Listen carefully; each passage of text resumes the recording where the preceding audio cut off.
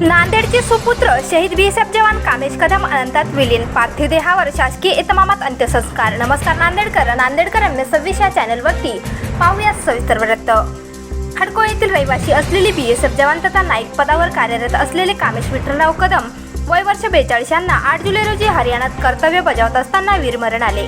त्यांच्या या वीरमरणामुळे संपूर्ण सिडको हडको भागात शोककळा पसरली आहे। खडको येथील रहिवासी असलेले कामेश कदम हे सीमा सुरक्षा दल अर्थात बीएसएफ मध्ये 16 जुलै 2003 रोजी रुजू झाले होते। आपल्या कर्तव्य काळात नाईक पदावर ते पोहोचले होते।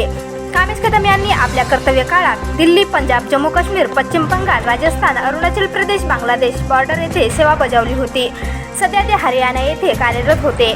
कामेश कदम 9 जुलै रोजी कर्तव्य बजावत असताना हृदयविकाराचा धक्का आला। त्यांना तातडीने रुग्णालयात दाखल करण्यात आले, मात्र उपचारादरम्यान त्यांचा मृत्यू झाला। कामेश कदम यांच्या पश्चात आई वडील, पत्नी, एक मुलगा, भाऊ असा परिवार आहे।